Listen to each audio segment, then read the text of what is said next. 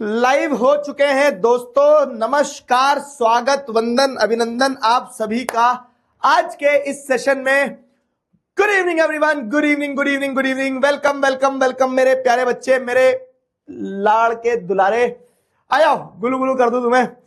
स्वागत है आप सभी का आज के इस सेशन में। Welcome to the class. अब मैं धीरे धीरे तुम्हें, अब क्योंकि अपने इतने दिन हो गए हैं तो एक एक करके एक एक कैरेक्टर से मिलवाते जाऊंगा। सारे बच्चे आ जाओ, फटाफट बताओ मुझे। मुझे तुम्हारी आवाज थोड़ी आएगी, तुम्हें मेरी आवाज आएगी। तो तुम्हें मेरी आवाज आ रही है, नहीं आ रही है? तुम्हें मैं एक एक चीजों से मिलाते जाऊंगा। तो मैंने सोचा let us have a introductory session today. Welcome welcome welcome. तो हमारी क्लास का पहला दोस्त है हमारा ड्रैगनासुर। ये गन जो है, इस गन का नाम है ड्रैगनासुर गन। और ड्रैगनासुर गन कर दिया किसी ने खराब। बिल बिल बहुत करते हैं लोग, काम करना बंद कर चुकी है ड्रैगनासुर गन। मैं छुट्टी पे गए तो उसको खराब कर दिया इन्होंने।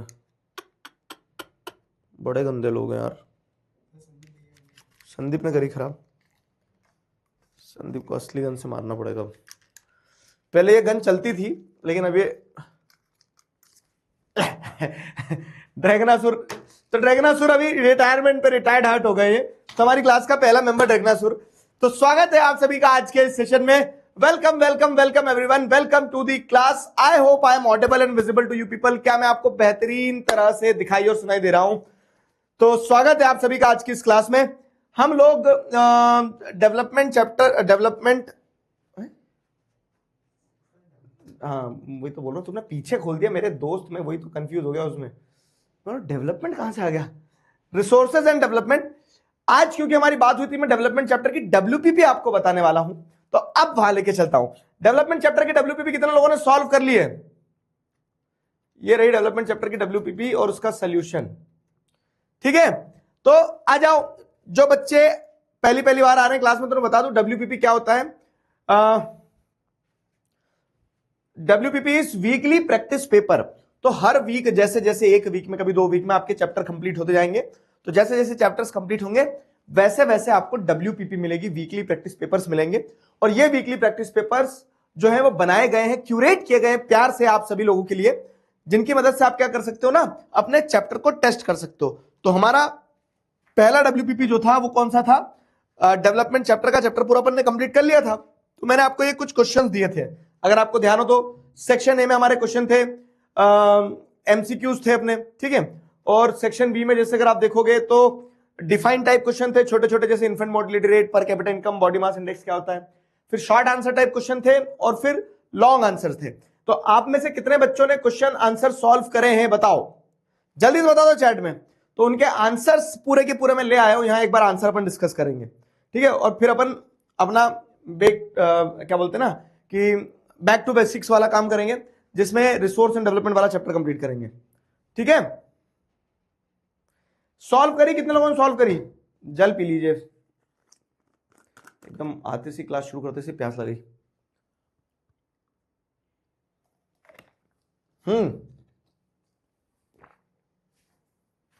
बताइए।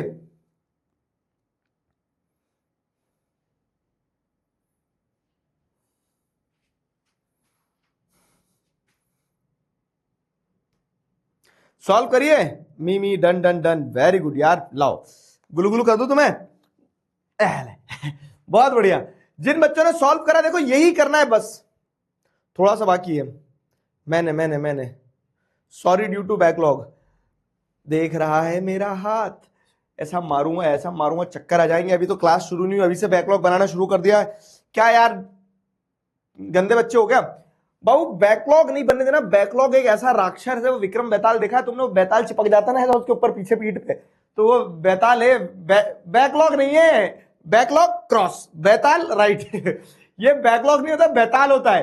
एक बार चिपक गए ना तुम्हारे, तो फिर वो कभी हटता नहीं है। इसके लिए बनने ही मत, तो विक्रम बनो और विक्रम बन के बेताल बेताल को उड़ा दो। समझ में आया? तो विक्रम की तो चिपका था बेताल। तो तुम्हें जो भी है, तुम्हें कुल मिला के ये बैकलॉग नाम का बेताल जो अपनी पीठ पे नहीं बिठाना है। आई सिंसियरली रिक्वेस्ट यू, मैं हाथ जोड़ता हूं, कैच मिस हो गया, विकेट मिल जाता भी, कि अभी तो स्टार्टिंग है, अभी से बैकलॉग बनाओगे तो फिर कैसे काम चलेगा। अक्टूबर नवंबर तक अपने को पढ़ना है, रोज पढ़ना है, थोड़ा थोड़ा पढ़ना है, तभी जाके तो अपना सिलेबस टाइम से कंप्लीट होगा, तभी जाके अपन बहुत सारे रिवीजन करेंगे, तभी तो जाके आप आरंभ कर पाओगे अपनी 10वीं कक्षा का। तो बैकलॉग मत बनने देना। तो जैसे अगर आप देखोगे क्वेश्चन आंसर्स थे पहले, तो एमसीक्यू डब्ल्यूपीपी डिस्कस करते हैं, उसके बाद में चैप्टर पे आएंगे। तो what are not the developmental goals of landless rural labourers? Tax rate should be reduced. देखो मोर डेज ऑफ वर्क उसे चाहिए रहेंगे, लैंड चाहिए रहेगी सेल्फ डीलिंग के लिए, सेल्फ रिलायंस, ये सब उसके गोल होंगे। Tax rate should be reduced, agriculture पे तो टैक्स लगता ही नहीं है, तो tax rate should be reduced वाला तो सेक्शन बनना ही नहीं है ना, ये तो कहीं सेगमेंट आना ही नहीं है। Tax rate should be reduced वाला सेगमेंट तो आना ही नहीं है, समझे। तो इसके लिए वो हो गया। अब लाइफ एक्सपेक्टेंसी एट बर्थ का मतलब क्या है कि average expected length of life of a person at the time of birth. जन्म लेते समय एक एवरेज लाइफ एक्सपेक्टेंसी क्या रहती है, ठीक है, इंसान की, वो लाइफ एक्सपेक्टेंसी एट बर्थ, उसका मतलब ये होता है, ठीक है। तो ए होगा इसका right answer, average expected length of life of a person at the time of birth, तो उसका राइट आंसर होगा ए। लेंथ ऑफ लाइफ, हाँ, लेंथ ऑफ चाइल्ड क्या होता है बच्चे की लेंथ से तो नहीं पता लगेगा कोई, तो कितने ईयर्स एक इंसान जीने वाला है, इसका ये होगा राइट आंसर, ठीक है, इसका राइट आंसर ए होगा।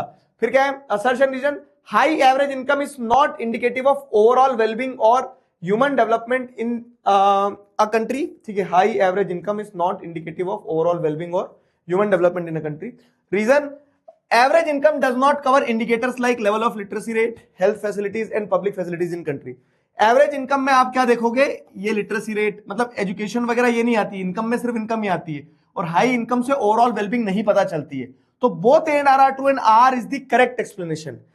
एवरेज इनकम क्यों ओवरऑल इंडिकेटिव या फिर not indicative of overall wellbeing, क्योंकि एवरेज इनकम से आपको सिर्फ पैसा पता चलेगा, बाकी चीजें नहीं पता चलेगी। तो both A and R are true and R is the correct explanation of A, ठीक है। तो both A and R are true and R is the correct explanation. अगला, which of these statements about national development is true? कौन सा statement national development के बारे में सही है? तो देखो, only countries with varied population will have high national income, ना, नेशनल डेवलपमेंट नहीं। डिफरेंट डेवलपमेंटल गोल्स में be conflicting for countries national development, ठीक है।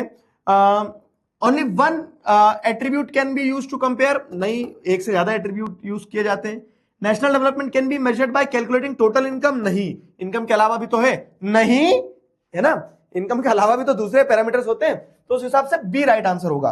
फटाफट एक बार रिकैप कर रहे हैं अपन, मतलब रिकैप क्या, मैं आंसर्स बता रहा हूं, ये पीडीएफ आपको मैं दे दूंगा।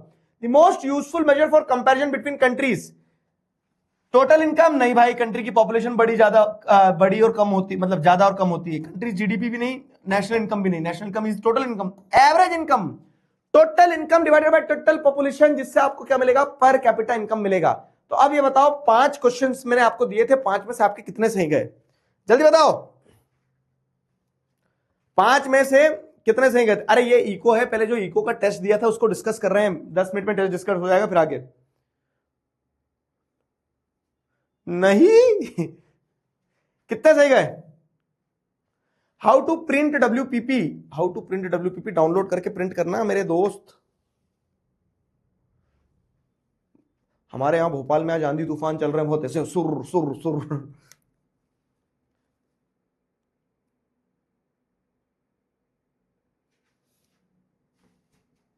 बाल कटवा लो, बाल नहीं कटवाऊंगा अभी, देख तेरा भाई बाल बढ़ाएगा अब।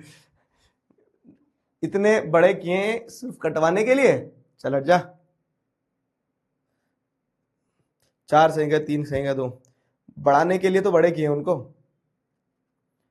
शौक आ गया बस, आ गया आ गया, ना बाल कटवाऊंगा, ना दाढ़ी कटवाऊंगा, ना मूंछ कटवाऊंगा। मम्मी रोज मार रही है मेरे को, धम धम दे रही है, लेकिन नहीं कटवाना मतलब नहीं कटवाना।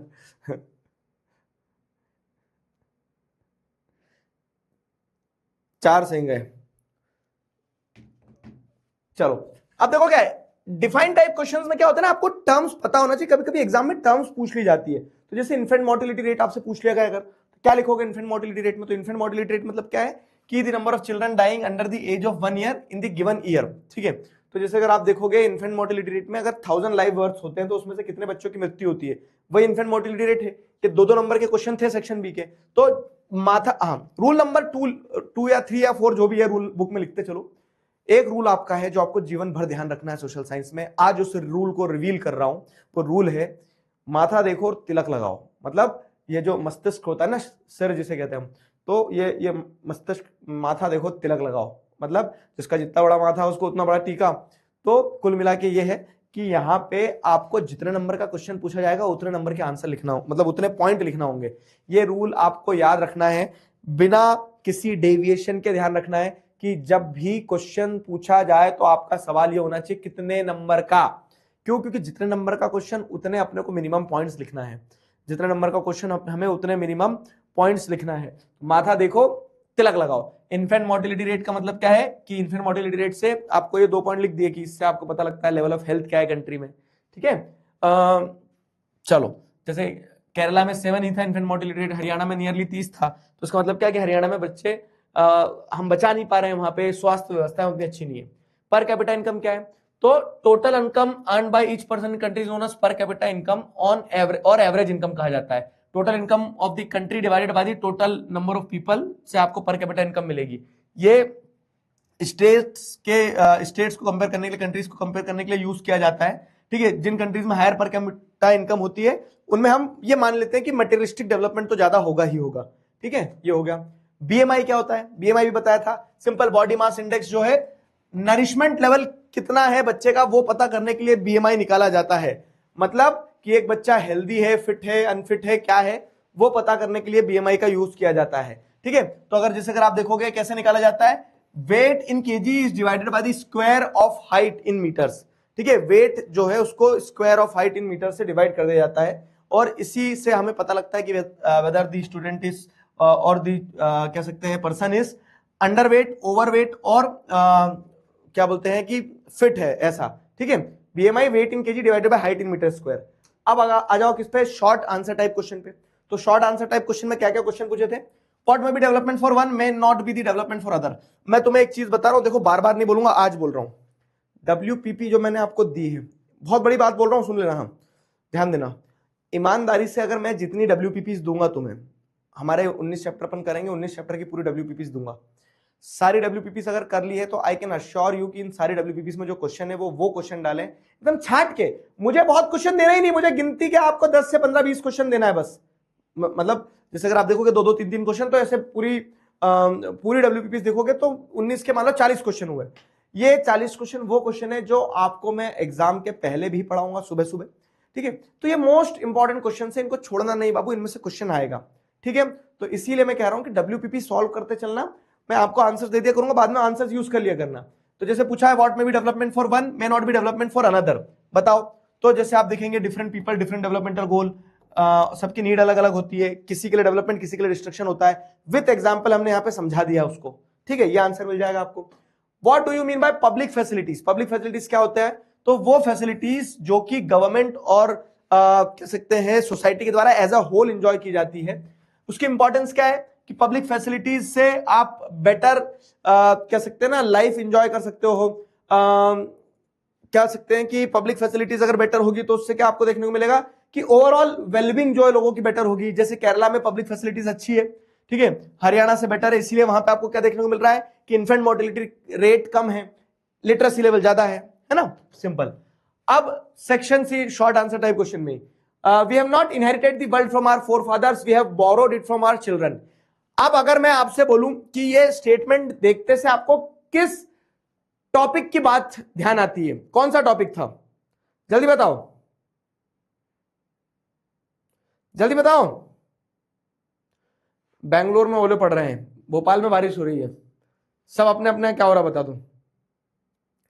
ये स्टेटमेंट देखते से, वेरी गुड, ये स्टेटमेंट देखते से आपको ध्यान आएगा कि यहां बात हो रही है सस्टेनेबिलिटी ऑफ डेवलपमेंट की। ठीक है, मतलब सस्टेनेबल डेवलपमेंट की बात हो रही है, और यहाँ पे उसी चीज को हाईलाइट किया गया कि we have not inherited the world from our forefathers, we have borrowed it from our children. Explain, मतलब कि जैसे second half of 20th century देख रहे हो तो नंबर ऑफ साइंटिस्ट ने हमें वार्न किया कि जिस तरह से आज डेवलपमेंट हो रहा है उससे नेचुरल रिसोर्सेज उनकी कैपेसिटी से ज्यादा यूज हो रहे हैं, वो रिप्लेनिश नहीं हो पाएंगे, रिन्यू नहीं हो पाएंगे, और इस तरह का डेवलपमेंट ही इस तरह के डेवलपमेंट को अनसस्टेनेबल डेवलपमेंट कहा है। ये रिसोर्सेज लिमिटेड हैं, ठीक है, और एग्जॉस्ट हो जाएंगे, इसीलिए हमारी रिस्पॉन्सिबिलिटी है कि हम उन रिसोर्सेज को बचाएं ताकि हमारी आने वाली फ्यूचर जनरेशन के पास भी रिसोर्सेस बचे रहे। ठीक है, समझ में आया?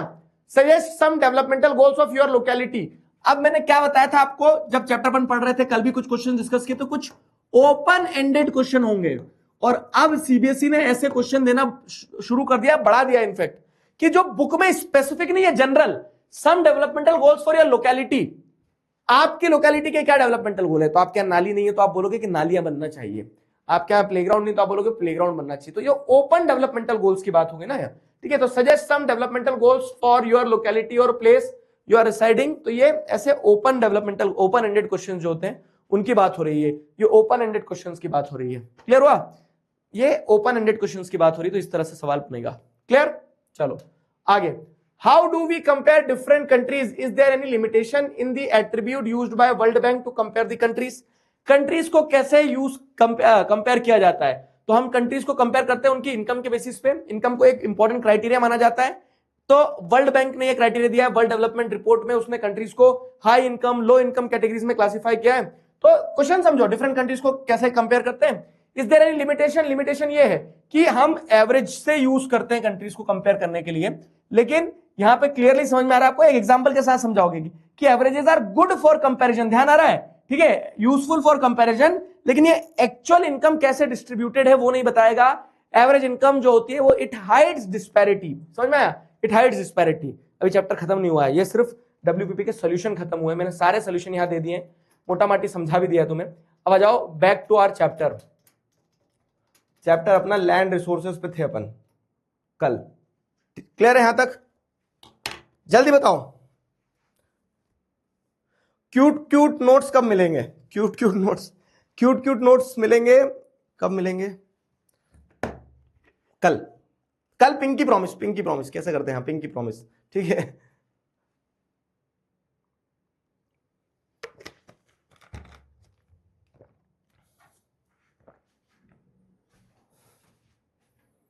ठीक है, चलो यहां तक क्लियर है? अब कल अपन ने क्या पढ़ लिया था, ध्यान है आप लोगों को?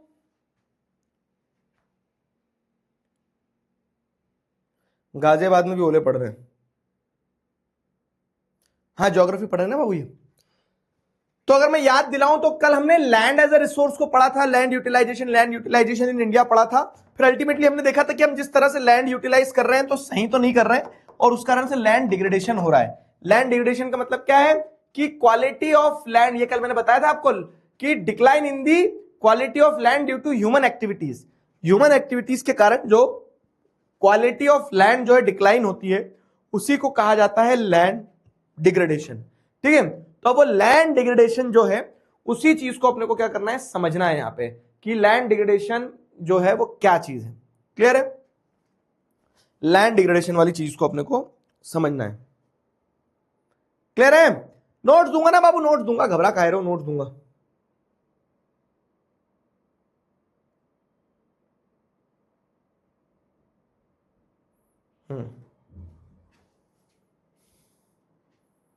चलो, गाजियाबाद में फ्लड आ गई है, पटना में बारिश ही नहीं हो रही है। ठीक है, आज के मौसम विभाग के अनुसार आज के मौसम विभाग के अनुसार कश्मीर में है, झांसी में ओले गिर रहे हैं, दिल्ली में ओले पड़ रहे हैं, अलवर में आंधी और बारिश हो रही है, लेकिन बाल कटवा लो नहीं तो आपके पापा गंजा करवा देंगे। अबे मौसम विभाग बताना था, डोमेस्टिक वायलेंस नहीं। देखो, नॉट नेसेसरी जो आंसर मैंने लिखे हैं एकदम डिक्टो, एक एक शब्द, एक एक लाइन मैच होना चाहिए। आप अगर इतना भी कर दोगे ना, कितना कि आपके आंसर और मेरे आंसर का अगर मीनिंग, एसेंस जो है वो अगर सेम हो गया ना कि हाँ इसका मतलब भी ये होता है, इसका मतलब भी ये होता है, तो भी इट्स ओके, तो भी अपना काम बन जाएगा। तो मोटा माटी आपको क्या करना होती है, चीजें मैच करना होती है। तो आप चीजें अगर मैच कर दोगे तो काम बन जाएगा। ठीक है, तो सिर्फ मैचिंग वाला काम करना है आपको, मैचिंग वाला काम करना है। ठीक है, land degradation and conservation measures पे आ जाओ।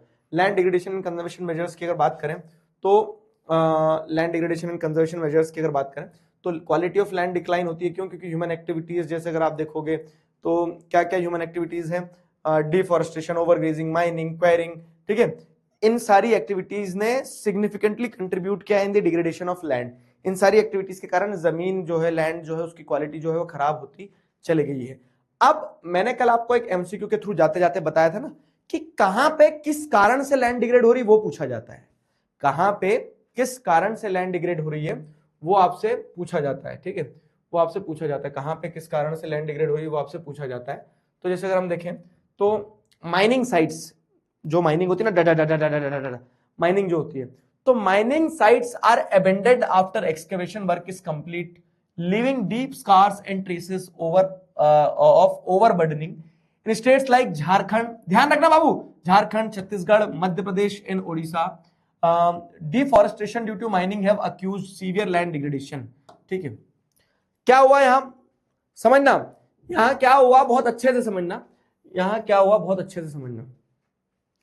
आपको देखने को मिला कि माइनिंग जो है एक ऐसा काम है जिस काम से आपको देखने को मिलता है, माइनिंग एक ऐसा काम है जिस काम से आपको देखने को मिलता है कि जमीन को खोदा जाता है।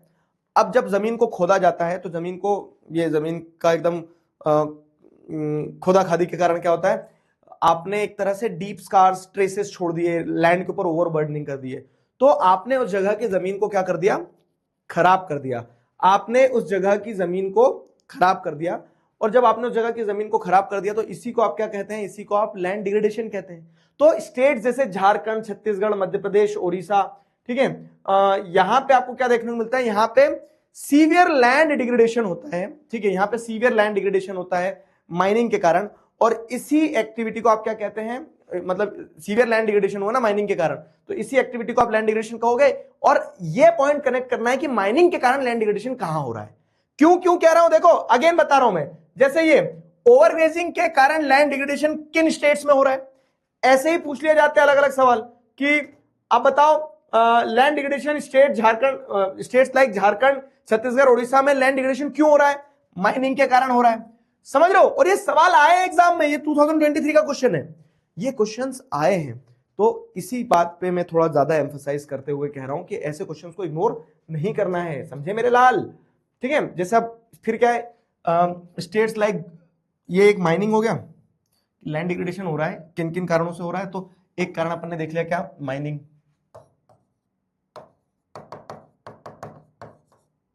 एक कारण आपने देख लिया माइनिंग, फाइन।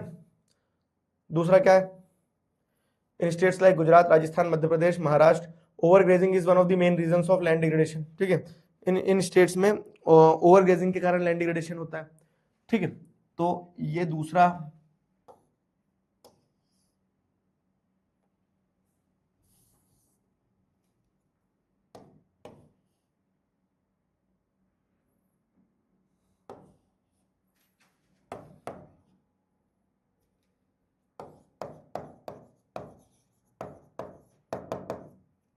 ओवरग्रेजिंग है ना,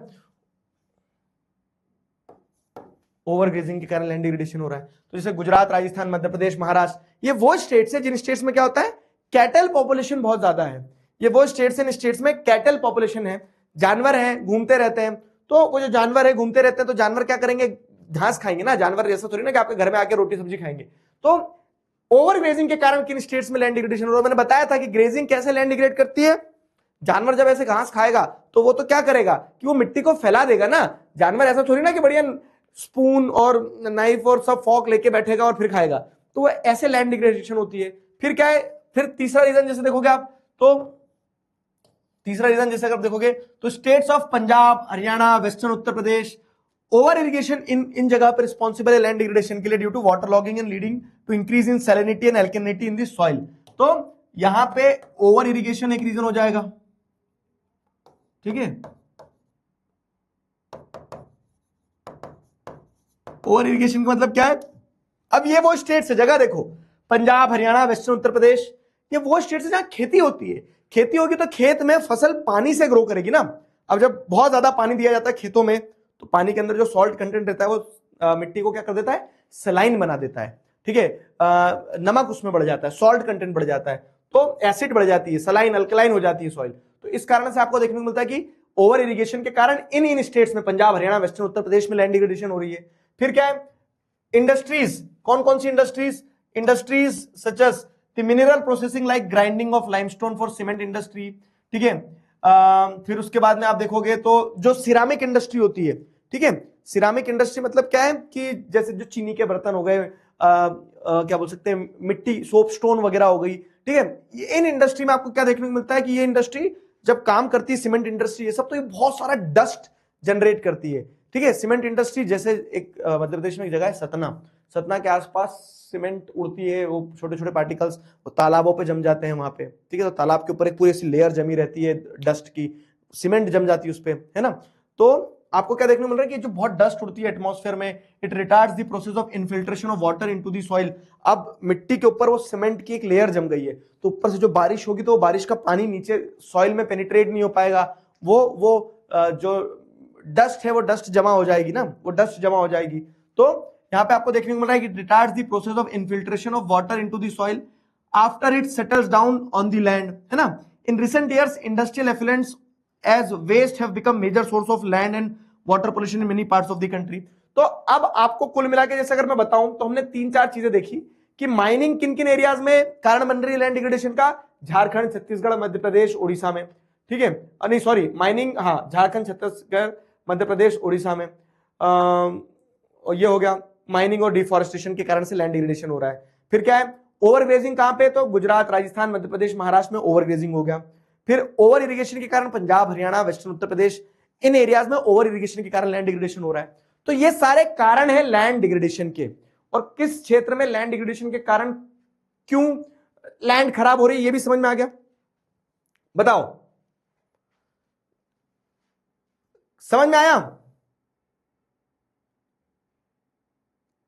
सिंपल सिंपल चीज है कि किन किन क्षेत्र में किन किन कारणों से लैंड डिग्रेड हो रही है, उसमें कनेक्टिविटी बैठाना, क्योंकि क्वेश्चन आएगा उस पे, उसमें कनेक्टिविटी बैठाना क्योंकि उस पे क्वेश्चन आएगा।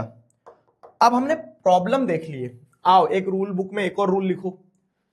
क्या रूल लिख रहा है बाबू? गोल्डन रूल है ये तो। क्या गोल्डन रूल है?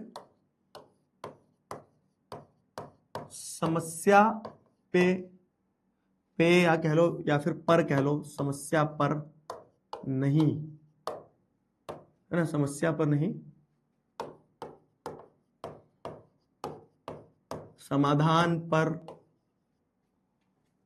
फोकस करो। हमेशा ध्यान रखना कि अपने को समस्या पे नहीं समाधान पे फोकस करना है, समस्या पे नहीं समाधान पे फोकस करना है, समस्या पे नहीं समाधान पर फोकस करना है। कैसे, क्या, कौन बताएगा? मैं बताऊंगा। समस्या पे नहीं समाधान पे फोकस करना है।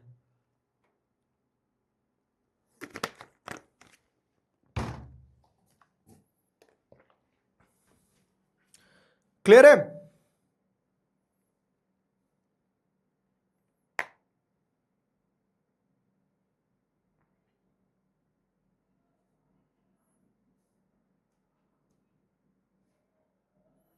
आ जाओ बताऊं। आगरा में बारिश और आंधी आ रही है, ठीक है, पूरे पूरे देश का मौसम पता चल गया मुझे क्लास में बैठे बैठे। अब देखो क्या है बाबू, अब देखो क्या है यार, हमारे यहाँ लाइट चली गई, हमारे एसी बंद हो गया, तो गर्मी में मेरा वो बन जाएगा भट्टा। तू तो चल जा मेरे भाई पंखे।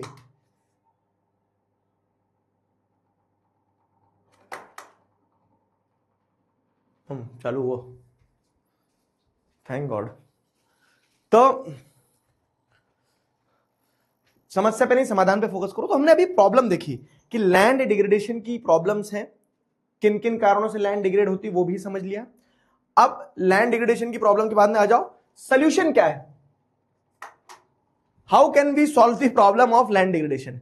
तो हमें प्रॉब्लम नहीं देखना है कि माइनिंग के कारण लैंड डिग्रेडेशन हो रही है। अगर आपका फोकस, देखो ये लाइफ में भी काम करती है ये चीज, है ना।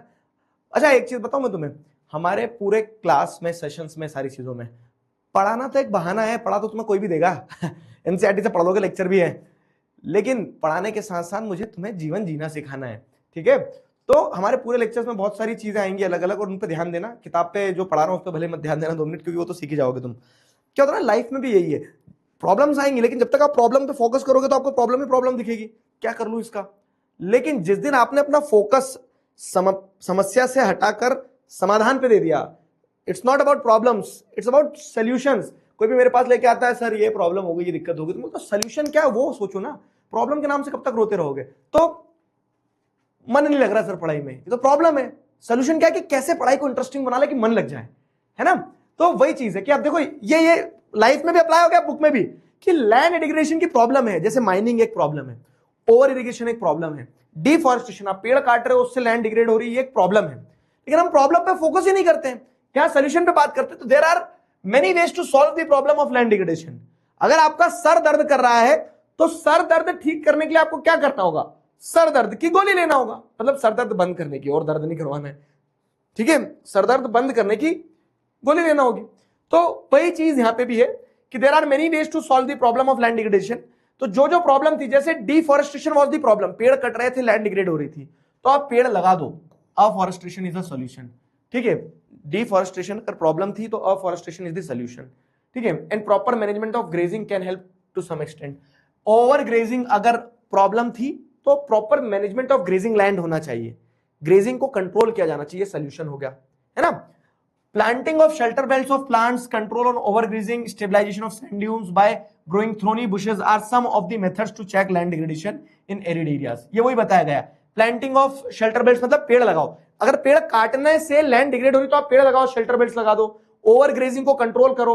स्टेबलाइजेशन ऑफ सैंड ड्यून्स क्या है कि रेत के टीले जो हैं, इन रेत के टीलों के ऊपर छोटे छोटे पेड़ लगा दो, तो ये रेत के टीले क्या कर, ये पेड़ क्या करेंगे, छोटे छोटे पेड़ ये रेत के टीलों को पकड़ लेंगे, समझ आया। तो ओवर ग्रेजिंग का सॉल्यूशन है stabilisation of sand dunes by growing thorny bushes are some of the methods to check the land degradation. ये कुछ तरीके हैं जिन तरीके से आप क्या कर सकते हो, लैंड डिग्रेडेशन को चेक कर सकते हो, कंट्रोल कर सकते हो, ठीक है। इन एरिड एरियाज, जो सूखे एरियाज रहते हैं, वहां पे आप ये तरीके करके क्या, इन तरीकों से क्या कर सकते हो, लैंड डिग्रेडेशन को कंट्रोल कर सकते हो।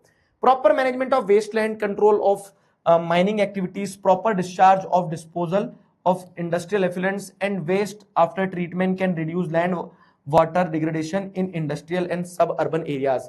तो वो सारी जो प्रॉब्लम थी, जैसे माइनिंग एक्टिविटी एक प्रॉब्लम थी, तो कंट्रोल ऑफ माइनिंग एक्टिविटीज, समस्या पे नहीं समाधान पे फोकस करा अपन ने, ठीक है। फिर क्या है, जो एग्रीकल्चर और इंडस्ट्री और इन सारी चीजों से जो वेस्ट निकल के आता था, वो कहीं ना कहीं जो डस्ट थी वो लैंड को पॉल्यूट कर रही थी, लैंड को डिग्रेड कर रही थी, तो उसका प्रॉपर डिस्चार्ज होना चाहिए, डिस्पोजल का, इंडस्ट्रियल एफिलेंट्स का, ठीक है। वेस्ट को ट्रीट किया जाए बिफोर कह सकते हैं discharging it into the land और वाटर। तो इन सारे तरीकों से आप क्या कर लोगे, लैंड डिग्रेडेशन को कंट्रोल कर लोगे। तो ये प्रॉब्लम थी और ये सोल्यूशन हो गया, ठीक है। तो ये क्या थी, सारे सोल्यूशंस, ये सारे सॉल्यूशंस है, ये सारे सॉल्यूशंस है, समझ गए। ये सारे सॉल्यूशंस हैं। Clear clear clear.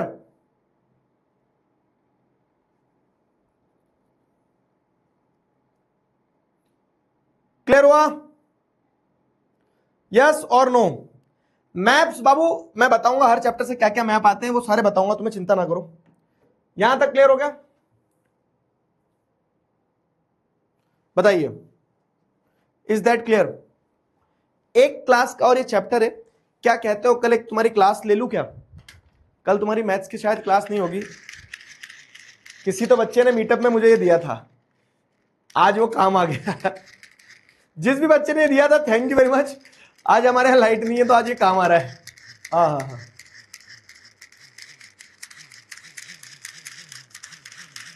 क्लियर हुआ? यहां तक समझ में आ गई मेरी बात? बहुत चीजें हैं, तो मैं क्या क्या बताऊं, मेरी क्लास में आ जाओगे तो घूम जाओगे, खिलौनों की दुकान है एक। आओ तो मैं आज एक नई चीज दिखाता हूं। ये है गन, और ये है गन के ऊपर लिपस्टिक, लिपस्टिक वाली गन है मेरे पास। लिपस्टिक वाली गन भी चला दे चिकारा भाई। बहुत सारी चीजें, बहुत सारी चीजें। हमारी क्लास की स्टार परफॉर्मर से मिलना चाहोगे क्या तुम? समझ में आया कि नहीं, पहले ये बताओ। अगर समझ में आया तो हमारी क्लास की स्टार परफॉर्मर से मिलाता हूं मैं तुम्हें। ये रही हमारी क्लास की स्टार परफॉर्मर, चिपकली देवी। चिपकली देवी डेली क्लास लेती है, यहां पे चिपकी हुई रहती है, और यहां डेली क्लास लेती है चिपकली देवी। चलो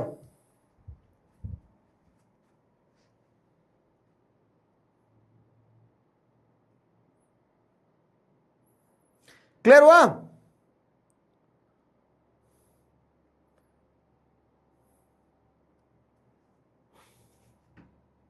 अब आ जाओ सॉइल एज ए रिसोर्स। यहां तक अगर क्लियर हो गया, चलो क्वेश्चंस कर लें क्या कुछ।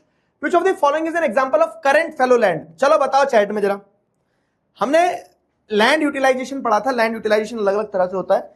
फेलो लैंड में दो लैंड होती है, एक करंट फेलो, एक अदर देन करंट फेलो। तो करंट फेलो को क्या बोलेंगे? 2026 का क्वेश्चन है, 26 का अभी आया था, अभी ये 2 महीने पहले एग्जाम में। बताओ।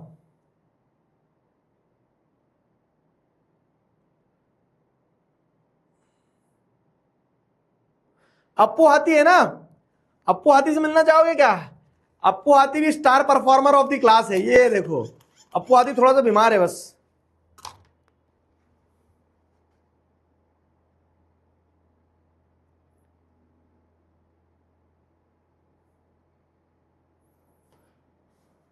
थ्रोनी बुशेस मतलब क्या होता है? जो कांटे वाले पेड़ रहते हैं ना, थोड़े से, जिनकी जड़ें फैली हुई रहती, तो उनको जैसे रेत का टीला है, रेत के टीले के ऊपर वो पेड़ लगा दोगे तो वो रेत के टीले को जड़ों से पकड़ लेगा वो पेड़। ठीक है, जड़ों से पकड़ लेगा तो वो रेत उड़ के नहीं जाएगी। ये इसका राइट आंसर क्या होगा? देखो, करंट फेलो क्या है? Land left uncultivated for less than 1 year. ठीक है, फॉर 1 एग्रीकल्चर ईयर। लैंड, अरे क्यों भाई, किधर जा रहे हो? तो land left without cultivation for 1 agricultural year, इसको फेलो लैंड कहा जाता है। एक एग्रीकल्चर ईयर से कम जिस जमीन को खाली छोड़ा जाता है वो करंट फेलो लैंड कहलाती है। विच of the following categories of land use has India registered an increase?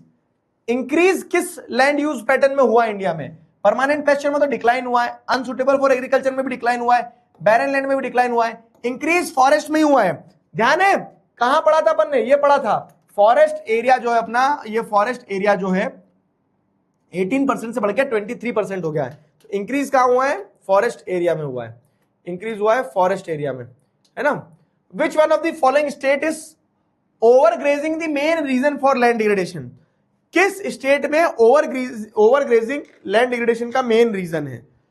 किस स्टेट में ओवरग्रेजिंग जो है, तो overgrazing in which one of the following state is overgrazing the main reason for land degradation?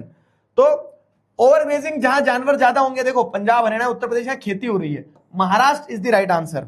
समझ गए ना? ऐसे क्वेश्चन आएंगे। ये देख लो, माइनिंग बताया था, ऐसे क्वेश्चन आएंगे। India has land under varied relief features, which of the following features ensure perennial flow of some rivers? ठीक है, हमारे पास अलग अलग तरह की लैंड है, इसका आंसर दो। अभी पोल काम नहीं कर रहे तो पोल देता मैं। हमारे पास तरह तरह की लैंड है, किस लैंड से आपको perennial flow of some rivers देखने को मिलता है, कि वहां से उस तरीके की जमीन होने से आपको पानी मिलता है, टूरिज्म होता है वहां पे। तो कौन सी जमीन? प्लेन्स में, प्लेटूज में, लैंड्स में, माउंटेन्स में? ऑब्वियस है, राइट आंसर इज माउंटेन्स, क्योंकि पहाड़ों से ही तो क्या निकलती है? सरर नदियां निकलती है ना। तो D, mountains is the right answer. Which one of the following is an example of cultivable waste? Cultivable wasteland का मतलब क्या है? कि जिसपे खेती की जा सकती है। कल्चरलेबल वेस्टलैंड, हाँ, क्या है ना, ये सैंपल क्वेश्चन पेपर 2019-20 में आया था। यहाँ कल्टीवेबल वेस्टलैंड लिखा है, और बुक में क्या लिखा है? बुक में लिखा है, जैसे बुक में जैसे लाइन देखोगे,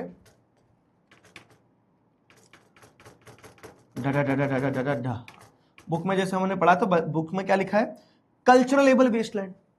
अब कल्चरलेबल और कल्टीवेबल तो अलग अलग शब्द होते हैं। नहीं नहीं क्यों? क्योंकि दोनों सेम ही है। कल्टीवेबल वेस्टलैंड लिखा हो या कल्चरेबल वेस्टलैंड लिखा हो, आपको आंसर वही लिखना है। क्या लिखना है? कि कल्टीवेबल वेस्टलैंड कौन सी होती है? तो जैसे अगर आप देखोगे, अनकल्टिवेटेड लैंड, ठीक है, अनकल्टिवेटेड, ग्रॉस क्रॉप एरिया में भी नहीं आएगा, बेरन वेस्टलैंड में भी नहीं आएगा, करंट फेलो में नहीं आएगा। जो अदर अनकल्टिवेटेड लैंड है, या तो उस पर परमानेंट पेस्चर है ना, ध्यान आ रहा है? यहाँ पे मिसलेनियस ट्री क्रॉप्स है, जहाँ पे अपने 3 कैटेगरीज पढ़ी थी, या फिर जो कल्चरेबल वेस्टलैंड है, जो 5 साल से ज्यादा खाली छोड़ दी जाती है, उसको ही कल्टिवेबल वेस्टलैंड कहा जाता है। समझ गए? चलो, 2 measures to solve the problem of land degradation. 2 measures, simple question 2 number में आते हैं। आप क्या लिख सकते हो? ओवरग्रेजिंग को, ओवरग्रेजिंग शुड बी कंट्रोल्ड, है ना? ओवरग्रेजिंग को कंट्रोल कर लो भैया। और क्या कर सकते हैं लैंड डिग्रेडेशन को रोकने के लिए? और क्या कर सकते हो लैंड डिग्रेडेशन को रोकने के लिए? ओवरग्रेजिंग को कंट्रोल कर लो, और साथ ही साथ क्या है, मेक श्योर कि आप लैंड डिग्रेडेशन को कंट्रोल, ओवरग्रेजिंग को कंट्रोल कर लो। Mining should be regulated, mining को रेगुलेट करो, खत्म बात खत्म। Highlight the reason for land being known as utmost important national resource, क्योंकि ऑल आर एक्टिविटीज, ठीक है, ऑल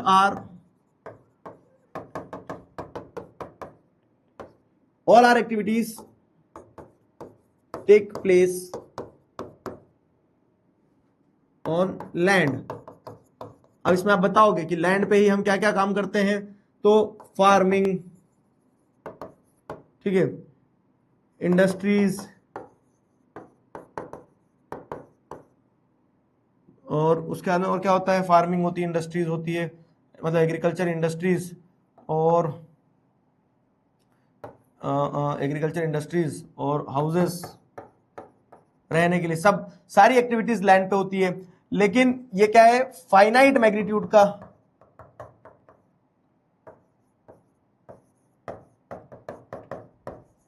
फाइनाइट मैग्नीट्यूड का रिसोर्स है ना, कि फिक्स्ड है, ऐसा नहीं है आपके पास में बहुत सारी है, ये एक फाइनाइट मैग्नीट्यूड का रिसोर्स है, ये एक फाइनाइट मैग्नीट्यूड का रिसोर्स है। तो इन सारे फैक्टर्स को ध्यान में रखते हो आपको क्या समझ में आता है, इन सारे फैक्टर्स को आपको ध्यान में रखते समझ में आता है कि लैंड एक अटमोस्ट इंपॉर्टेंस का नेचुरल रिसोर्स है। क्लियर हुआ? चलो, how are mining activities responsible for land degradation in Jharkhand. अब एक होमवर्क क्वेश्चन दे रहा हूं, समझा रहा हूं, पहले लिख लो, हिंट दे रहा हूं मैं कि माइनिंग क्या होता है। माइनिंग से आप अनकंट्रोल्ड तरीके से जब लैंड को क्या करते हो, ओपन पिट्स छोड़ देते हो, कि माइनिंग करने के बाद गड्ढे खाली छोड़ दिए, उनमें पानी भर जाता है, उनमें आग लग जाती है, जिससे लैंड क्या होती है, लूज हो जाती है, डीप स्कार्स पड़ जाते हैं, जमीन तोड़ फोड़ दी ना आपने, तो उस कारण से क्या होगा, उससे वो एग्रीकल्चरली प्रोडक्टिव नहीं रह जाएगी, उसके बाद में देखोगे आप क्वालिटी ऑफ लैंड जो डिक्लाइन हो जाएगी। तो ऐसे ऐसे आपको क्या देखने को मिल रहा है कि माइनिंग, इसलिए इसी तरह से माइनिंग जो है रिस्पॉन्सिबल है for land degradation in Jharkhand. ठीक है, लैंड डिग्रेडेशन जो हो रहा है झारखंड में, तो इस तरह से माइनिंग उसके लिए रिस्पॉन्सिबल है। क्लियर हुआ? सिंपल। आगे बढ़ते हैं। How is over irrigation responsible for land degradation in Punjab. Over irrigation से क्या होता है, ओवर इरिगेशन से आप जैसे देखोगे तो एक्सेसिव वाटर जो है दिया जाता है खेतों में, जिससे एक्सेसिव वाटर से क्या होगा, वाटर लॉगिंग होगी, वाटर लॉगिंग मतलब पानी भराव, और पानी के भर जाने से क्या होगा, वाटर लॉगिंग होगी, उसके भर जाने से आपको क्या देखने को मिल रहा है, मैं सारे कीवर्ड्स बता रहा हूं कि ये होना चाहिए, उसके हिसाब से आंसर फ्रेम करना है। ठीक है, एक्सेसिव वाटर जब दिया जाएगा तो वाटर लॉगिंग होगी, leading to salination, leading to salination and alkaline soils. तो उससे सॉइल्स क्या होती है, सलाइन होती है और अल्कलाइन हो जाती है। तो ये एक पॉइंट हो गया है। एक्सेसिव वाटर से जैसे अगर आप देखोगे तो वाटर लॉगिंग होगी, leading to salination and alkaline soils. Clear हुआ? ये हो गया। आगे खत्म हो गया? ठीक है, पीछे तो हमने अभी तक क्या क्वेश्चंस वगैरह सब पढ़ लिए। अब हम लास्ट टॉपिक पे आए, सॉइल एज अ रिसोर्स। अब मैं आपसे एक सवाल पूछता हूं, मुझे बताओ लैंड और सॉइल में क्या डिफरेंस है। लैंड और सॉइल में क्या, सलाइन मतलब क्या होता है, जैसे पानी जो रहता है, जब पानी खेतों में दिया जाता है तो पानी के अंदर जो नमक के पार्टिकल्स रहते हैं, वो नमक के पार्टिकल्स मिट्टी में मिल जाते हैं। पानी तो नीचे अब्सॉर्ब हो जाएगा, लेकिन नमक के पार्टिकल मिट्टी में मिल जाएंगे, तो उससे क्या होगा, उससे जो आपकी सॉइल है वो सलाइन हो जाएगी। समझे? उससे आपकी सॉइल सलाइन हो जाएगी।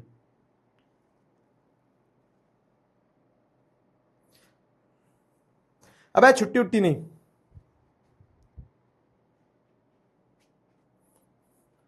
लैपटॉप बस 10 मिनट और चलेगा, बस तो बेटा 15 मिनट और क्लास चलेगी, चिंता मत करें। 5 मिनट लैपटॉप को और जिंदा रखना, वेंटिलेटर पर रखना, लेकिन जिंदा रखना। चलो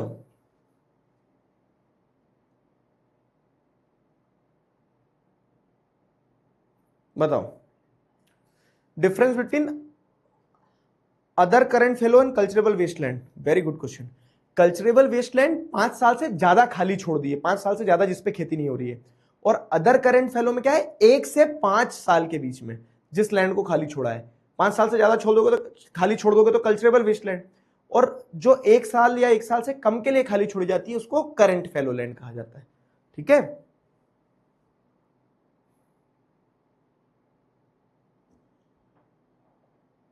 soil is the part of land. Land जमीन और सॉइल मिट्टी है। वाह वाह वाह वाह वाह मेरे मिट्टी के शेर। देखो लैंड इज बेसिकली लैंड, पहाड़ है, प्लेटू है, प्लेन है, जहां खड़े हो रहे हैं वो जमीन, जहां पैर टिक जा रहे हैं, जहां पैर टिक जा रहे हैं वो जमीन। मैं खड़ा हूं अभी जमीन पे।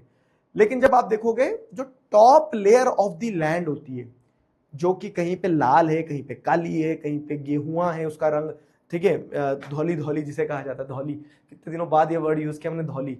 धौली मतलब पता है, जैसे गांव में ना कुछ रंग ऐसे होते हैं जो वो रंग वही होते हैं बस, जैसे क्या कहा जाता है, लीला, लीला बैल, लीला बैल, ठीक है।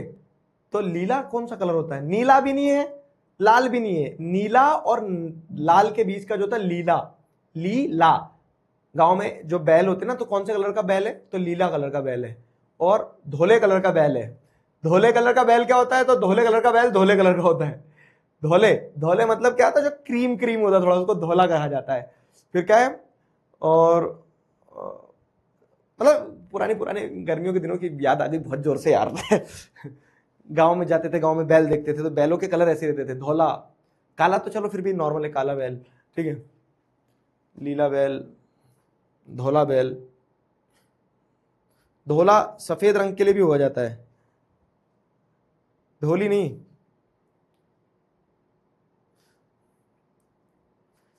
कितने लोग मामा के गांव जाने की तैयारी में हैं? मामा के गांव चले जाओगे, मुझे भी लेके चलना तुम्हारे साथ, वहीं पे अपन क्लास कर लिया करेंगे 1 घंटे, बाकी समय खेलना मस्ती करना। तो वो क्या है ना यार, this is the time where you can live.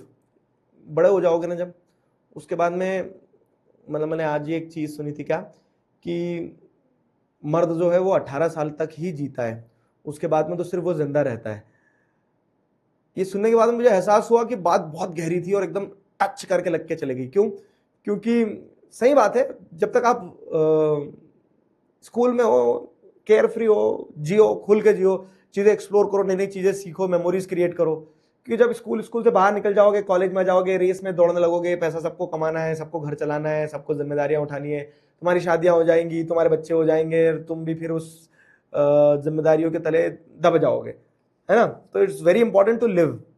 तो मतलब वो जो स्टेटमेंट मैंने आपको बताया क्या, कि मर्द सिर्फ 18 साल तक ही जीता है, उसके बाद सिर्फ जिंदा रहता है। और this does not applies to मर्द ओनली, ठीक है, क्योंकि ये स्थिति लड़कियों के साथ भी लड़कों के साथ भी है। तो खुल के जियो मेरे दोस्त, ये अभी मौके हैं बस।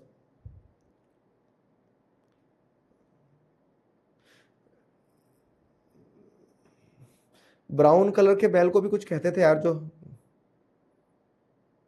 वो होता है,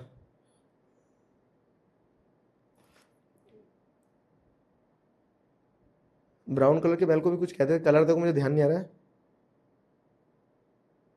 और बैल की भी जो यूथफुल स्टेज रहती ना, उस स्टेज में बैल को कहा जाता है नरिया। नरिया समझते हो? जैसे एक तो बछड़ा होता है, जो छोटा सा बछड़ा रहता है ना, जब एकदम क्यूट क्यूट सा रहता है वो, तो बछड़ा। बछड़े के बाद में जब वो क्या होता है, वो बड़ा होता है थोड़ा, ठीक है, बछड़े के बाद में जब वो बड़ा होता है, तो उसको कहा जाता है, जब वो बड़ा होने लगता है तो उसको कहा जाता है नरिया। मतलब नरिया इज दी यूथफुल स्टेज, एकदम पूरा बैल नहीं बना है वो, और उसके बीच का। तो ma'am this is the regional diversity. देखो आप कि अलग अलग लेवल पे अलग अलग वो रहते हैं, है ना। तुम्हारे यहाँ क्षेत्रों में क्या कहा जाता है? इनफैक्ट आप जैसे, मैं तुम्हें इतनी बात क्यों बता रहा हूँ, मैं बता रहा हूँ उसके पीछे कारण। जैसे मैंने तुम्हें बताया ना कि अब मेरा इंटरेस्ट है ग्राउंड रिपोर्टिंग्स में, मुझे चीजों को बारीकी से समझने में मजा आता है, वीडियो बनाने में। अभी एक बहुत अच्छी ग्राउंड रिपोर्टिंग आएगी सोशल ब्रेन्स वाले चैनल पे, तुम देखोगे तुम्हें मजा आ जाएगा। टॉपिक मैं रिवील नहीं कर रहा हूँ, टॉपिक मैंने उस दिन क्लास में थोड़ा सा रिवील करा था बस, कि what do you understand by transgender.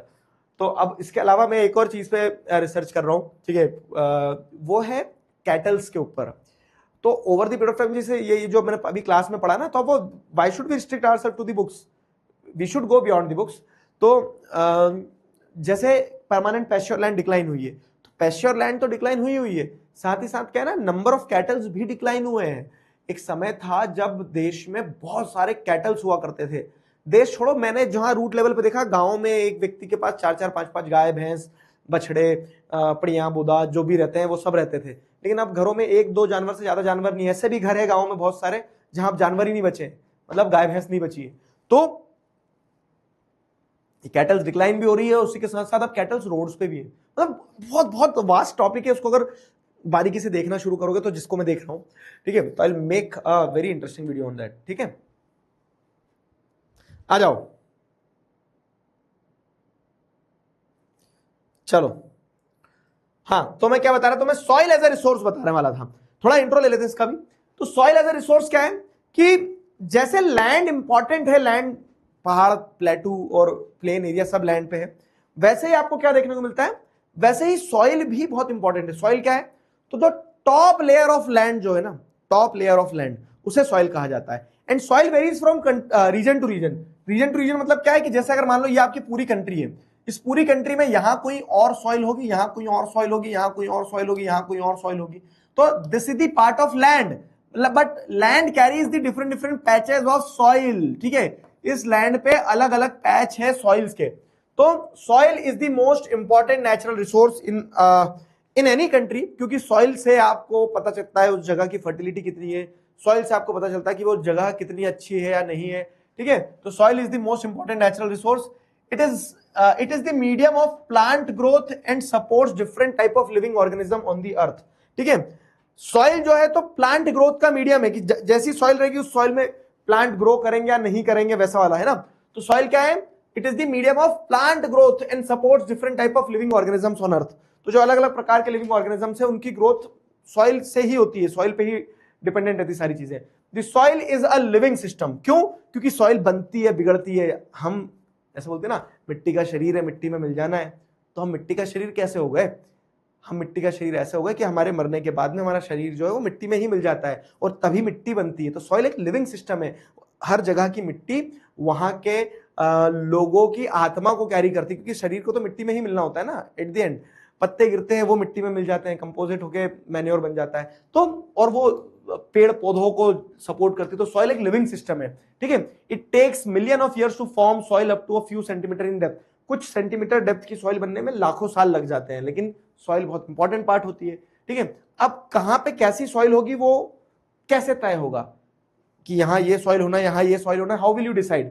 तो कहां कैसी सॉइल होगी वो डिपेंड करता है रिलीफ फीचर पे, कि वहां पहाड़ है अगर तो वहां की टॉप सॉइल सारी बह जाएगी क्योंकि पहाड़ का स्लोप है। प्लेन एरिया है तो पहाड़ के नीचे के प्लेन एरिया में बहुत फर्टाइल सॉइल होगी क्योंकि ऊपर से सारी सॉइल बह के आई है ना। तो वहां का रिलीफ फीचर, वहां के पेरेंट रॉक, भैया जैसे पेरेंट होंगे वैसे ही बच्चे होंगे ना, ऑब्वियस ऐसा थोड़ी ना है कि बच्चे अलग दिख रहे हैं पड़ोसियों की तरह तो फिर उस बच्चे के पेरेंट ही पड़ोसी होंगे, समझेंगे समझ रहा। तो ये बहुत सिंपल चीज है कि जैसे पेरेंट होंगे वैसे ही बच्चे दिखेंगे। तो जैसी पेरेंट रॉक होगी, जो नीचे बेड होगा, रॉक बेड होगा, उसी रॉक के ऊपर ऊपर की सॉइल डिपेंडेंट होगी। Climate, vegetation and other forms of life and time are also important factors in the formation of soil. तो ये सारी चीजें, क्लाइमेट, ठीक है, वेजिटेशन, ये सब कुछ क्या है ना इंपॉर्टेंट कह सकते हैं फैक्टर्स हैं जो कि सॉइल फॉर्मेशन में एक इंपॉर्टेंट रोल प्ले करते हैं। Various forces of nature such as change in temperature, action of running water, wind and glacier, activities of decomposers etcetera contribute to the formation of soil. अब जो अपन बोल रहे हैं ना सॉइल एक लिविंग सिस्टम है, तो सॉइल कैसे बनता है, तो सॉइल ऐसा नहीं है कि 2 गिलास दूध मिलाना है, 2 गिलास पानी मिलाना है और 4 चम्मच शक्कर डालने के बाद में सॉइल बन जाएगी।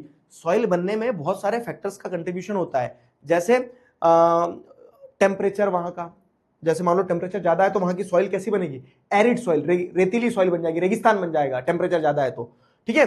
रनिंग वाटर, अगर वहां पानी बह के जा रहा है तो वो पूरा पानी बहा के ले जाएगा, तो वहां लेटराइट सॉइल होगी क्योंकि ऊपर की सॉइल की लीचिंग हो गई, आगे पढ़ेंगे अपन। तो वहां पानी कैसा बह रहा है, हवा चल रही है, ग्लेशियर्स है, वहां डिकम्पोजर्स, जैसे अगर मैं बताऊं आपको अमेजोन फॉरेस्ट में सॉइल बहुत अच्छी है, क्यों, क्योंकि वहां पे उतने माइक्रो ऑर्गेनिजम्स हैं, डिकम्पोजर्स हैं, तो जैसे ही पेड़ गिरता है उसको, पेड़ को खा जाते हैं डिकम्पोजर्स, पेड़ खाद बन जाता है। तो ये सारे फैक्टर्स जो है ना, ये सारे फैक्टर जो हैं, ये सारे फैक्टर्स क्या करते हैं, ये सारे फैक्टर्स किसी भी जगह के सॉइल के बनने या बिगड़ने में इंपॉर्टेंट रोल प्ले करते हैं। Chemical and organic change which takes place in दी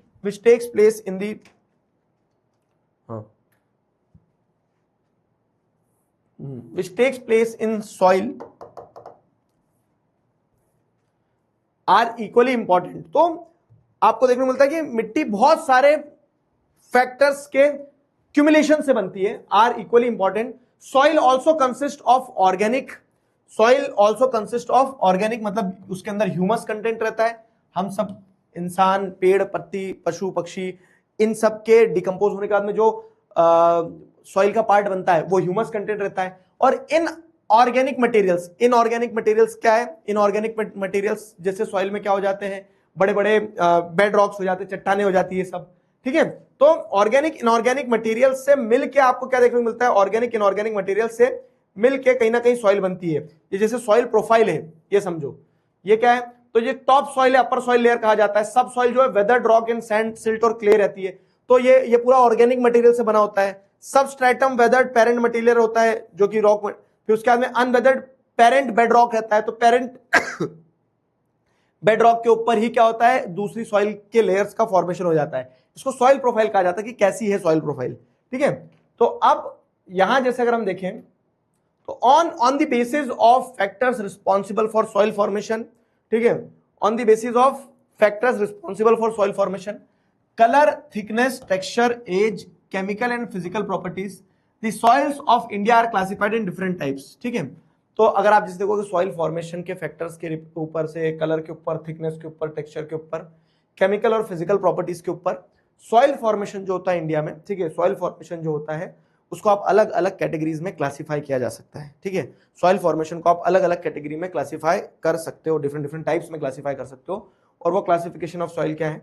वो क्लासिफिकेशन ऑफ सॉइल यहां आपको देखने को मिलेगा, ये रहा क्लासिफिकेशन ऑफ सॉइल, ठीक है। तो India has very relief feature, landfall, climatic regimes and vegetation types. तो इन डिफरेंट डिफरेंट फैक्टर्स को कंसीडर करते हुए आपको क्या देखने को मिलता है? वेरियस टाइप्स ऑफ सॉइल जो है, तो वेरियस टाइप्स ऑफ सॉइल ये रहे। एलुवियल सॉइल, एलुवियल सॉइल के साथ साथ में आपको क्या देखने को मिल रहा है?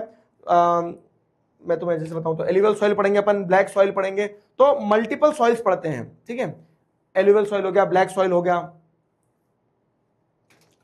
उसके बाद में रेड एंड येलो सॉइल हो गया, लेटराइट सॉइल हो गया, एरिड सॉइल हो गया, फॉरेस्ट सॉइल हो गया, सारी सॉइल पढ़ेंगे। सारी सॉइल पढ़ने से पहले लेकिन मैं आपको एक ट्रिक बता देता हूं, जिस ट्रिक से क्या होगा, आपका काम बहुत आसान हो जाएगा। सॉइल पे कैसे क्वेश्चन आते हैं वो भी बताता हूं मैं, सारी चीजें बता रहा हूं, 2 मिनट सुनो। देवेश गर्ग, बेटा ऐसा चाटा मारूंगा ना चापट बन जाएगा, पानी पियो सब इसी बात पे।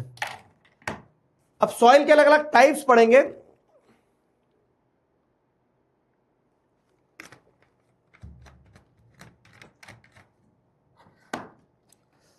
सॉइल के अलग अलग टाइप्स पढ़ेंगे।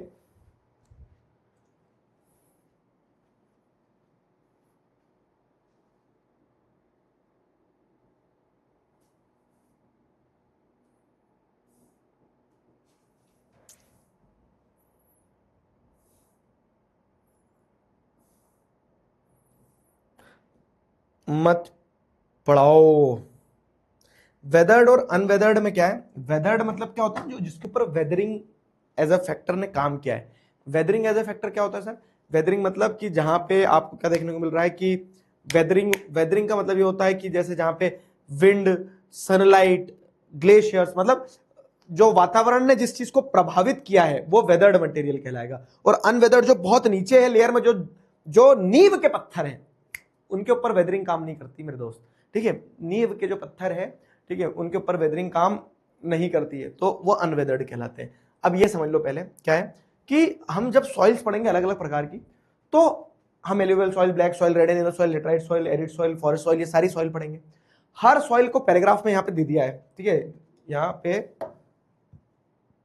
क्या हो गया मेरे भाई, नीचे कहा चलेगा तू? हर सॉइल को जैसे अगर आप देखोगे तो हर सॉइल को पैराग्राफ में दे मारा है, red and yellow, laterite, arid, है ना। हर सॉइल को पैराग्राफ में दे मारा है ना, हर सॉइल को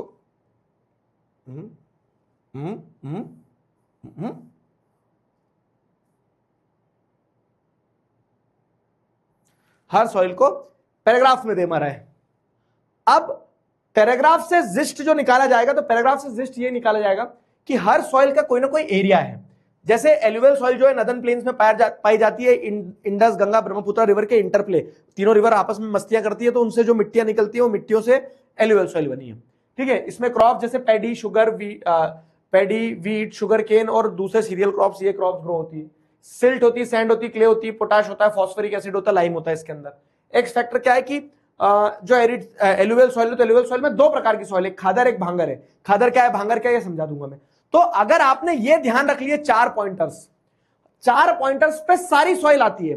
कल अपन डिटेल में भी पढ़ेंगे, लेकिन मैं आज आपको ये बता दे रहा हूं कि ये 4 पॉइंटर्स पे सारी की सारी आपको सॉइल देखने को मिल जाएगी। 4 पॉइंटर्स अगर आपने ध्यान रख लिए तो सारी सॉइल्स आपकी कंप्लीट है। कैसे, आइए समझाते हैं। तो 4 फैक्टर्स पे आपकी सारी की सारी सॉइल डिपेंडेंट होती है। 4 फैक्टर्स पे सारी की सारी सॉइल डिपेंडेंट होती है। तो जैसे ब्लैक सॉइल, अब वही एरिया का है ब्लैक सॉइल का, डेक्कन ट्राइब, गुजरात, मध्य प्रदेश, महाराष्ट्र में पाई जाती है। क्रॉप्स कौन सी ग्रोथ है, कॉटन ग्रोथ है। कंटेन क्या है उसके अंदर, तो जैसे देखोगे फाइन क्ले मटेरियल रहता है, calcium carbonate, magnesium carbonate, but poor in phosphoric content, phosphoric की कमी रहती है। अब एक्स फैक्टर मतलब क्या होता है, यूनिक चीज। ब्लैक सॉइल के अंदर कुछ यूनिक चीज है क्या, जी हाँ, ब्लैक सॉइल के अंदर ये यूनिक चीज है कि ये सेल्फ एरिनेशन करती है। मतलब गर्मियों में इसमें क्रैक्स पड़ जाते हैं, और सर्दियों में क्या होती है, सर्दियों में नहीं, मतलब जब बारिश होती है तो चिपकने लगती है मिट्टी। ठीक है, इसका एक एग्जांपल बताता हूं क्लासिकल। क्या होता है ना कि जैसे अगर आप देखोगे तो बारिश में अगर आप स्लीपर्स पहन के, फ्लोटर्स जो रहते हैं स्लीपर्स पहन के अगर आप चले गए कहां, खेत में, काली मिट्टी के खेत में, तो आप इधर से जाओगे 2 चप्पल लेके, उधर से आओगे 2-2 किलो की चप्पल लेके, क्योंकि मिट्टी चिपक जाती है। तो ब्लैक सॉइल की वही कैरेक्टरिस्टिक है कि बड़ी स्टिकी होती है व्हेन क्या बोल सकते हैं ना, व्हेन वेट। तो जब वेट रहेगी तो बहुत स्टिकी हो जाएगी, और जब ड्राई रहती है तो उसके अंदर डीप क्रैक्स। अभी जाओ काले मिट्टी के खेत में, तो काली मिट्टी के जो खेत हैं इस समय पे उनमें क्रैक्स पड़े होंगे, बहुत बड़े बड़े क्रैक्स आ जाते हैं। क्यों, क्योंकि गर्मियों में उसको हवा चाहिए रहती है तो अपने आप को फाड़ देती है वो, और बारिश में जब गीली हो जाती है चिपक जाती है। तो आप वो खेत में स्लीपर्स लेके गए, उधर से 2-2 किलो की चप्पल लेके आए, घर आके 1-1 चप्पल मम्मियों ने और दी, पूरा भिड़ के आ गया। ठीक है, तो ऐसे आपको ये ध्यान रखना है। रेड एंड येलो सॉइल मतलब कुल मिला के बेसिस ध्यान रखना है। और पूरी ज्योग्राफी में मैं आपको बता रहा हूं इसी तरह से हम ध्यान रखेंगे, पैराग्राफ नहीं रटेंगे, कि अगर कोई भी कैरेक्टरिस्टिक है, सॉइल है, क्रॉप है, कुछ भी है, तो उनके नाम और उनके अंदर कुछ 4-5 कॉमन ट्रेड्स होंगे। जैसे सबका कुछ एरिया होगा, सबका कुछ क्रॉप्स होंगी, सबका कुछ कंटेन होगा, सबके अंदर कोई विशेष बात होगी। जैसे रेड एंड येलो सॉइल है तो उसके अंदर विशेष बात क्या है कि reddish due to the diffusion of iron. ठीक है, तो आयरन है तो धूप में रेड। हमारे एक लाल घाटी का वो है मैदान, तो लाल घाटी है ना, क्या है ना, लाल परेड ग्राउंड, लाल, तो वहां पे लाल मिट्टी डली हुई है। तो लाल मिट्टी अगर चिलचिलाती धूप में जाओगे तो आपकी आंखों में चुभेगी, लाल लाल दिखता है वो ग्राउंड। लेकिन वही बारिश में है ना, वो मिट्टी येलो दिखने लगती है। तो रेड एंड येलो सॉइल का क्या होता है कि आयरन डिफ्यूजन, आयरन के मिले होने के कारण वो रेडिश इन कलर होती है। ठीक है, बट व्हेन हाइड्रेटेड, जब गीली हो जाती है तो येलो येलो दिखने लगती है, येलो येलो डर्टी फेलो। समझे कि नहीं समझे? चलो, तो इस तरह से ये चार्ट ध्यान रखना है, चार्ट बहुत इंपॉर्टेंट है। बुक तो मैं पढ़ाई दूंगा तुम्हें, तो कल अपन क्या करेंगे, यहां से एल्यूवियल सॉइल से उठा लेंगे, कल अपन एल्यूवियल सॉइल से चीजें उठा लेंगे, लेकिन चार्ट ध्यान रखना बहुत इंपॉर्टेंट है मेरे दोस्त। समझ गए ना, समझे? क्लियर? हाँ, class is over now, those who want to leave they may leave. किसी को कुछ डाउट हो तो पूछो। छुट्टी कर रहा हूं बाबू, छुट्टी कर रहा हूं। कल अपना चैप्टर कंप्लीट हो जाएगा, जैसे वानखेड़े की पिच में। अरे वाह,